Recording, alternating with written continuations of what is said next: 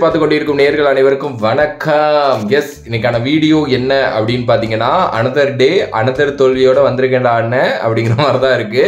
S, Punjab CSK இன்னைக்கு நடந்துச்சு. இது ஒரு கம்பேக் மேட்சாலாம் இருக்கும் அப்படின்லாம் வீடியோ போட்டிருந்தேன். அது கீழே கேவலமாக என்னை கேட்டிருந்தீங்க, ப்ரோ இந்த மேட்சும் சிஎஸ்கே தோத்துரும் ப்ரோ அப்படின்னு சொல்லிட்டு. பட் எனக்கு ஒரு நம்பிக்கை இருந்துச்சு, இந்த மேட்ச்லேருந்து நம்மளோட மொமெண்டம் ஆரம்பிச்சிடும், கண்டிப்பாக நல்லா விளையாடுவாங்க அப்படின்னு சொல்லிட்டு.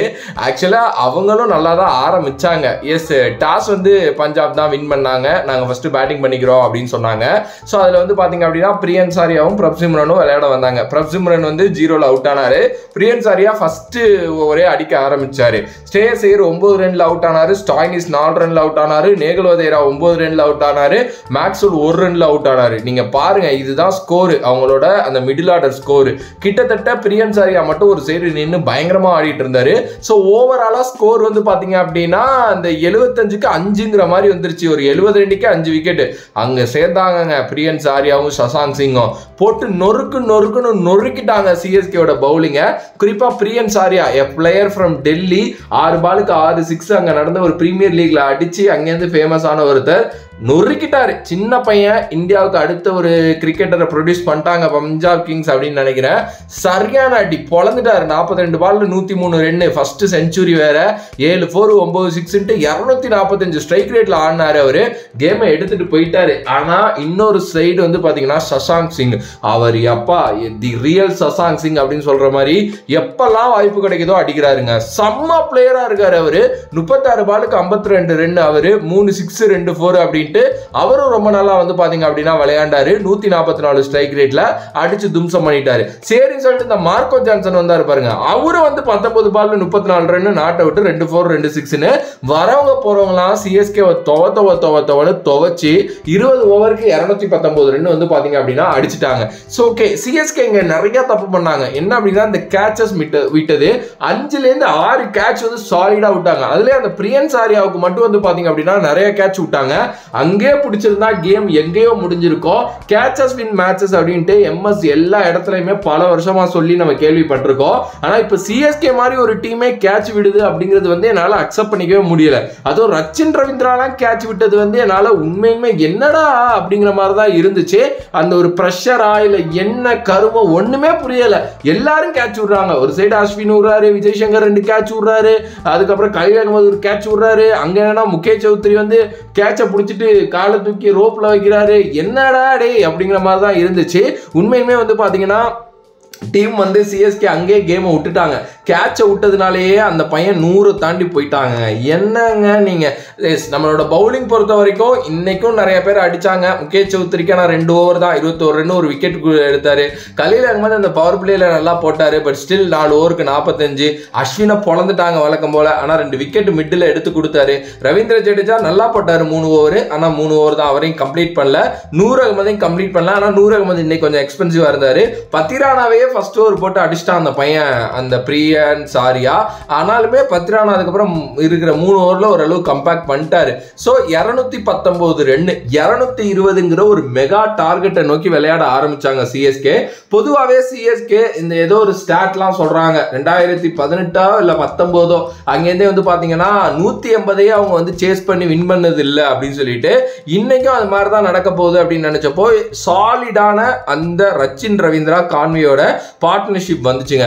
பவர் பிளேயே ஒரு மாதிரி நல்லா விளையாண்டாங்க. 4 ஓவருக்கு 10 ரன் எல்லாம் அடிச்சுக்கிட்டு இருந்த சிஎஸ்கே ஒரு மாதிரி வந்து பாத்தீங்க அப்படின்னா அந்த 50ல இருந்து 55 ரன் 6 ஓவருக்கு அடிச்சாங்க, விக்கெட் இழப்பின்றி. அதை நல்லா ஞாபகம் வச்சுக்கணும். ஆனா நெட் ரன் ரேட் நிறைய தேவைப்படுது, ரெக்கார்ட் ரன் ரேட் அப்படிங்கிறதுனால டக்குன்னு இறங்கி அடிக்கலாம்னு இது பண்ணப்போ வந்து ஸ்டெம்பிட் ஆனார் ரச்சின் ரவீந்திரா. ருத்ராஜ் வந்து 1 ரன்ல அவுட் ஆனாருங்க. அதுக்கப்புறம் சிவம் டூபே இறக்கி விட்டுட்டாங்க. ஆக்சுவலி அது ஒரு நல்ல மூவ் தான். பட் சிவம் டூபேக்கு வந்து இன்னைக்கு ஒழுங்கா படல. இருந்தாலுமே அவர் 27 பால்ல 42 ரன். அங்கேருந்து கான்வேயும் அவரும் ஒரு நல்ல பார்ட்னர்ஷிப், கேமை ரொம்ப டீப்பா எடுத்துட்டு போனாங்க. ஆக்சுவலா நீங்க அந்த இடையில இன்னும் ஒரு சில சிக்ஸஸ் அடிச்சிருந்திருக்கணும், மிஸ் பண்ணிட்டாங்க. அங்கதான் கேம் லைட்டா நமக்கு மிஸ் ஆனிச்சு. ஓகே, பட் ஸ்டில் கேமை ரொம்ப டீப்பா எடுத்துட்டு போனாங்க. கான்வேயோட கேம்லாம் அதுதாங்க. கான்வே சுத்தர ஃபார்ம்ல இல்லாம வந்தாரு. ஓகே, இந்த கேம் இப்படி விளையாண்டதே பெரிய விஷயம். அவர் நல்லாவும் விளையாண்டுருந்தாரு. ஆல்மோஸ்ட் வந்து பாத்தீங்க அப்படின்னா 69 ரன் 49 பால்ல அவர் அடிச்சிருந்தாரு. சிவம் டூபே 27க்கு 42 அவர் அவுட் ஆயிட்டாரு. கான்வே ரிட்டையர் ஆகிட்டாரு. அதுக்கப்புறம் எம்எஸ் தோனி உள்ள வந்து 27 ரன் 12 பால்ல எஸ் ட்ரை பண்ணாரு, அவ்வளவுதான். கடைசியில் அவரோட விக்கெட் விழுந்துருச்சு. மேபி அவர் இருந்திருந்தா டீப்பா எடுத்துட்டு போயிருப்பாரு. ஆனா ஜெயிச்சிருப்போமானா தெரியல. 18 ரன் வித்தியாசத்துல ஒரு தோல்வி. எஸ் ஆப்வியஸ்லி கொஞ்சம் கஷ்டமா தான் இருக்கு. ஆனா எனக்கு இன்னைக்கு என்ன பிடிச்சிச்சு அப்படின்னா, எப்பா சிஎஸ்கே வந்து மேலேயே விக்கெட் விழுந்தவரையும் அப்படியே போயிடாம ஒரு மாதிரி இன்டென்ட் காட்டி ஆடினாங்கப்பா அப்படிங்கிற மாதிரி தான் வந்து பாத்தீங்க அப்படின்னா இருந்துச்சு. எஸ் அந்த தோத்துட்டோம், அது உண்மைதான், ஒத்துக்கணும். ஆனா இன்னைக்கான இன்டென்ட் வந்து பாத்தீங்கன்னா உண்மையுமே வேற மாதிரி இருந்துச்சு. இன்டென்ட் அந்த 2 பாயிண்ட் கொடுக்குமா ப்ரோ அப்படின்னு நீங்க கேட்டீங்கன்னா அதெல்லாம் எனக்கு தெரியாது. பட் ஆனா பவர் பிளேல ஒரு மாதிரி நல்லா ஸ்கோர் பண்ணாங்க, மிட் ஓவர்ஸை நல்லா ஆடினாங்க. பட் நம்ம கிட்ட இருக்கிற ஒரு பெரிய லேக்கிங்கான விஷயமே ஒரு பவர் ஹீட்டர் இல்ல. ஆக்சுவலி வந்து சொம்பு அந்த அந்த இந்த காமெடி மாதிரி தான், என்னன்னா கடல்லே இல்லையாங்கிற மாதிரி பெஞ்சில் கூட நம்ம கிட்ட இல்ல. ஜாமி ஓவர்டன் தான் இருக்காரு. ஆனா அவர் எடுத்துட்டு வரணும்னா அவர் ஒரு ஃபாரின் ஆப்ஷன் எங்க கொண்டுட்டு வருவீங்க? ஒண்ணு நீங்க நூர் அகமதையோ இல்ல பதிரானாவையோ தான் உட்கார வைக்கணும். ஸோ நம்மளால அவரை அப்படி கொண்டுட்டே வர முடியாது. ஏன்னா மேல 2 பேருமே பேட்டர் செட் ஆயிருக்காங்க. இப்போ அவங்கள பிரிக்க முடியாது. ஸோ கீழே இருக்கிற ஒரு 2 பவர் ஹிட்டர்ஸ், ஒன்னு தோனி, இன்னொன்னு சிவம் டூபே. சிவம் டூபேக்கு இன்னைக்கு படவே இல்லை, பெருசா பட்டதை அங்கங்க அடிச்சிட்டு இருந்தாரு அப்படி இப்படின்னு தட்டி தட்டி. ஸோ தோனியை நம்பி தான் இருக்கணும். அப்படின்னா தோனியை நம்பி கடைசி இந்த விளையாண்டாரு பார்த்தீங்களா இன்னைக்கு, இதுதான் தோனி. கடைசி அந்த 2 ஓவர் அவர்கிட்ட கொடுத்தீங்கன்னா மேஞ்சிருவாரு அப்படியே. நீங்க 10 ஓவர்லாம் அவரால் ஆட சொல்ல முடியாது. அவர் வந்து இன்டர்நேஷனல் ஆடுற பிளேயர் கிடையாது கரண்டா. ஓகே, அதை நம்ம ஒத்துக்கணும். மேல நீங்க நல்லா ஆடிட்டு கீழே கொடுத்தீங்கன்னா அவர் ஆட ட்ரை பண்ணுவாரு. ஸோ மற்றபடி சிஎஸ்கே கிட்ட ஒரு பவர் ஹீட்டர் இல்ல. இப்போ எங்க அந்த பவர் ஹீட்டரை உருவாக்கணும் அப்படின்னா, வேன்ஸ் பேடி இருக்காரு பாருங்க. வேன்ஸ் பேடியை தூக்கி அப்படியே விஜய் சங்கர் இடத்துல போடணும். விஜய் சங்கர் வந்து ஓகேப்பா நீ நல்லா தான் விளையாண்ட, எங்களுக்கு ஒரு பவர் ஹீட்டர் வேணும், தப்பா எடுத்துக்காதன்னு அவரை உட்கார வைக்கணுங்க. அந்த விஜய் சங்கர் பொசிஷன்ல வேன்ஸ் பேடியை உட்கார வச்சு அந்த இடத்துல நீ ஆடுறா, நீ இனிமே இருக்க போற எல்லா மேட்ச் ஆட போற அப்படின்ட்டு ஒரு குஷன் கொடுத்தோம் அப்படின்னா அந்த இடத்துல ஒரு பவர் ஹீட்டரை நம்ம உருவாக்கலாம். வேற வழியே கிடையாது. நம்ம கிட்ட வேற பிளேயர்ஸே இல்ல. எனக்கு சூப்பரான பவர் ஹீட்டர் வேணும், வந்த உடனே அடிச்சு நொறுக்கணும், பவர் பிளேயை மேக்ஸிமைஸ் பண்ணணும், இப்படிலாம் பண்ணணும் அப்படின்னா வெயிட் பண்ணணும் அடுத்த ஐபிஎல் ஆக்ஷன் வரைக்கும். வேற வழியே கிடையாது, இதுதான் பண்ணணும். வேன்ஸ் பேடியை நீங்க விஜய் சங்கருக்கு பதில் ஆட வைக்கிறீங்க அப்படின்னா இன்னொரு விளையாட போற என்ன ஒரு 5 மேட்ச் ஆடிட்டாங்க, இன்னும் ஒரு எத்தனை மேட்ச், ஒரு 9 மேட்ச் இருக்குன்னு நினைக்கிறேன். அதுல ஒரு 3லேருந்து 4 மேட்ச் கிளிக் ஆயிடுவார் அவரு. ஒரு ஃபியூச்சருக்கான ஒரு இன்வெஸ்ட்மெண்ட் நீங்க யோசிச்சுக்க வேண்டியதான், வேற வழி கிடையாது. இதுக்கப்புறம் சிஎஸ்கே குவாலிஃபை ஆவாங்களா ஆக மாட்டாங்களா, இல்ல ருத்ராஜ் ஐக்வாட் என்ன சொன்னாரு அப்படிங்கறத பத்திலாம் நம்ம வந்து அடுத்தடுத்து பேசுவோம்.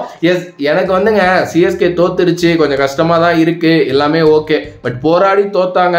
தலை வந்து ஓரளவுக்காவது அந்த கேமை எடுத்து பண்ணி புஷ் பண்ணி கொண்டு போனாரு. மேல ஓபனர் செட் ஆயிட்டாங்கன்னு ஒரு சந்தோஷம் இருக்கு. ஆனா நம்மளோட சிஎஸ்கேவோட ஃபீல்டிங் நினைச்சலாம் நான் கவலைப்பட்டதே கிடையாதுங்க. இப்போ அவங்களோட ஃபீல்டிங் மோசமா இருக்குன்னு கவலைப்படுறோம். ஒரு 70க்கு 5 விக்கெட்டு அப்படிங்கிறதுல இருந்து நீங்க 220 விட்டுருக்கீங்க அப்படின்னா என்ன கேம் ஆடினீங்கன்னு எனக்கு புரியல. குடோஸ் டு பஞ்சாப் கிங்ஸுங்க. அவங்களோட பேட்டர்ஸ் விக்கெட் விழுக வந்து அடிச்சுக்கிட்டே தான் இருந்தாங்க. எங்களோட இன்டென்ட் இதுதான் அப்படின்னு சொல்லிட்டு அடிச்சுக்கிட்டே இருந்தாங்க. கரெக்டா சஷாங்குக்கும் இந்த பையன் அந்த பிரியன்ஸ் ஆர்யாவுக்கும் கிளிக் ஆயிடுச்சு. அங்கேருந்து கேமை மாற்றி விட்டுட்டாங்க. அண்டு இன்னமும் வந்து நம்ம வந்து ஏதாவது யோசிக்கணுங்க, ஏதாவது புதுசாக பண்ணணுமா அப்படின்ட்டு.